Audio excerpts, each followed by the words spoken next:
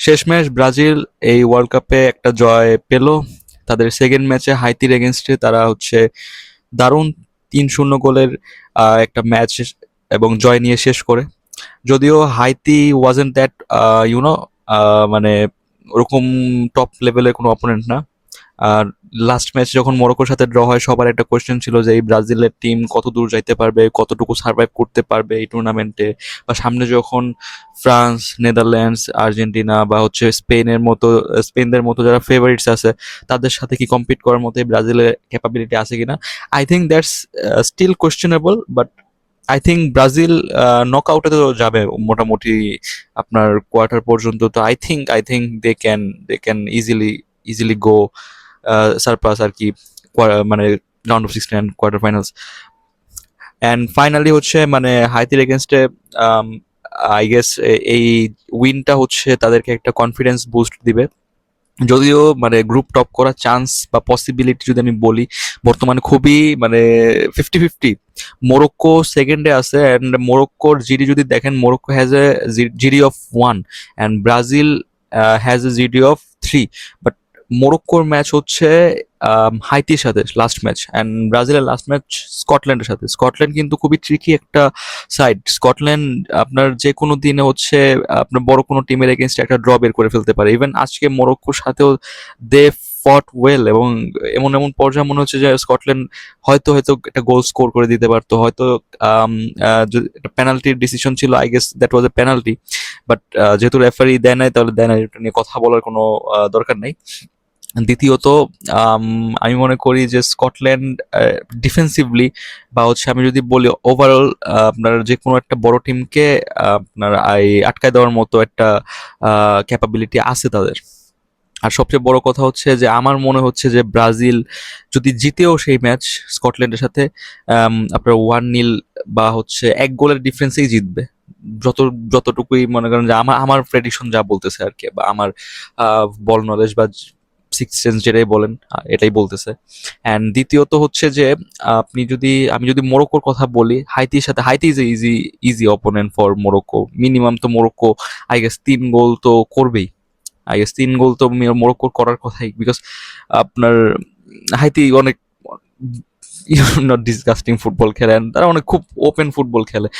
আমি প্রথমে এরকম দেখলাম যে কোনো একটা টিম মানে যাদের ফুটবলে মানে ওরকম পজিশন ওয়াইজ ওরকম টপ প্লেয়ার নাই, বাট স্টিল তারা হচ্ছে ওপেন ফুটবল খেলে আপনার। আই ডোন্ট নো, তারা হয়তো যদি আজকে মিড ব্লক খেলতো ব্রাজিল কি বলে সাফার করতে পারতো।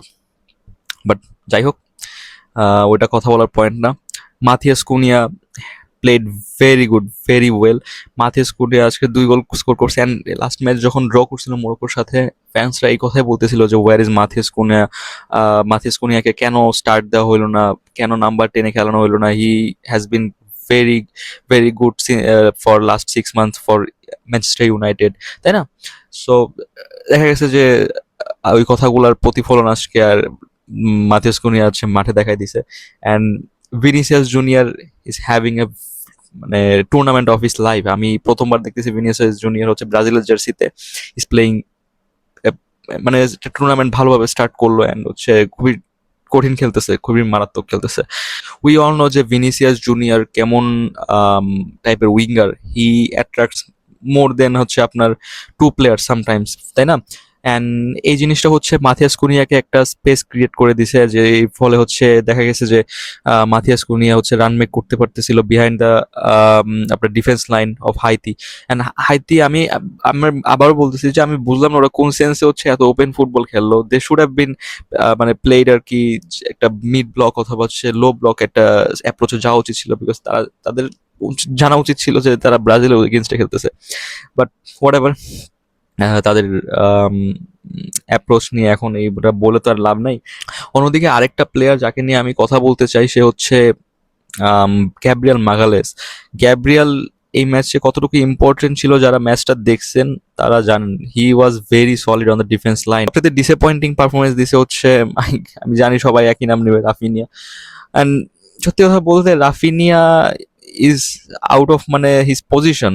সবচেয়ে বড় কথা যে বার্সেলোনায় যদি দেখেন ও ওই পজিশনে খেলে না, ও হয়তো লেফট উইং এ খেলে অথবা হচ্ছে ও আপনার মিডফিল্ড বলতে নাম্বার 10-এ খেলে, তাই না? একটু মনে করেন যে একটু মানে ওই মাথিয়াস কুনে যেই রোলে খেলছে আজকে, Raphinha is that sort of a player. But ওরকম এক্সকিউজে যাব না বা ওরকম কথা বলবো না। He is having terrible tournament. গত ম্যাচেও আমরা দেখছি, এই ম্যাচেও আমরা I guess we had enough. And সবচেয়ে বড় কথা হচ্ছে যে গত সিজনে, এই লাস্ট সিজনে বার্সার হয়ে ওর হ্যামস্ট্রিং ইনজুরিটাই হচ্ছে ওর জন্য হচ্ছে সবচেয়ে বড় কাল হয়ে দাঁড়াইছে এখন পর্যন্ত, আমার যা মনে হয়। এরপরে রাফিনিয়াকে আর ওরকম ছন্দে দেখা যায় না।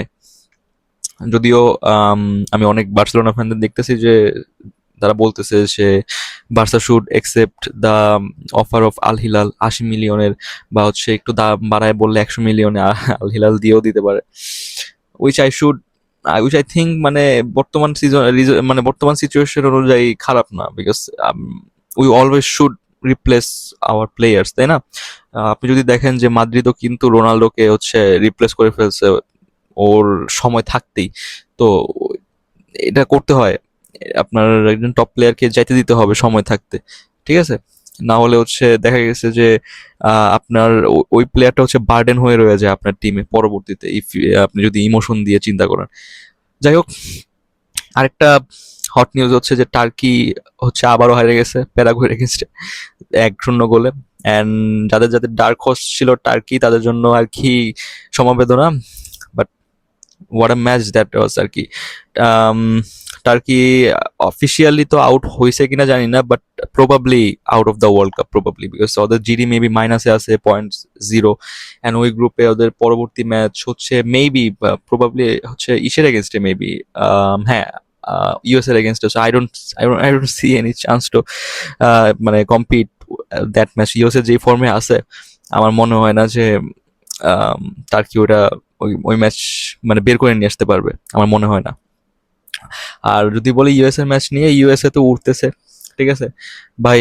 অনেকে বলতেছে যে ডোপিং টেস্ট করানো উচিত, ড্রাগ ট্রাগ নিয়েই করতেছে কিনা। বাট